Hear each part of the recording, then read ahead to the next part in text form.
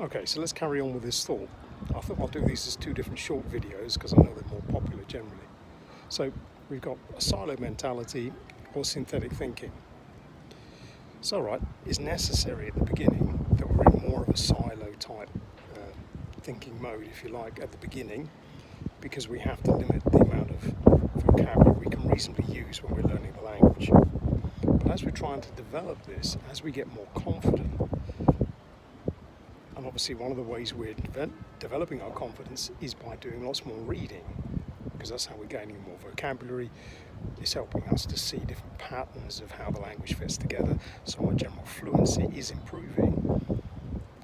If we're courageous enough to select reading from a wide variety of sources, and this is the trick really, is to read across topic areas and things that perhaps normally we don't read about, is to challenge ourselves by picking reading that is difficult, that is very far away from the things we normally talk about in our day-to-day experience or in our job. Pick something very different, and ideally pick several things that are very different, because this way you start to see whole new ways the new language fits together.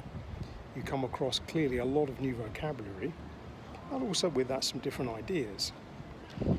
Now the promised reward with this is by coming across different ideas, different points of view that are often very different from yours. It's not so much that you therefore need to agree with them. You can easily say, well, that's okay, but that's not for me. But the more of these different points of view you collect, if you like, over time you're able to produce a more nuanced view of the world generally, or indeed the new language and how you might use it, because you've seen lots of different examples.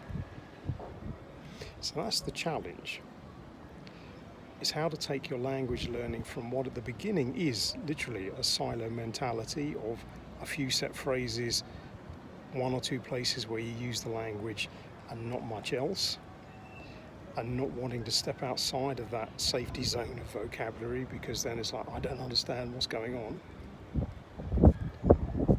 To really push the reading, to challenge yourself with the reading, to look at different topics, things you don't normally encounter, see within that a wide range of vocabulary and uses of the language, and hopefully from that start to link some of these different ideas together, and maybe then change your view in a kind of synthetic way, like you're synthesizing these different ideas, and maybe change your view of many things as well as the language.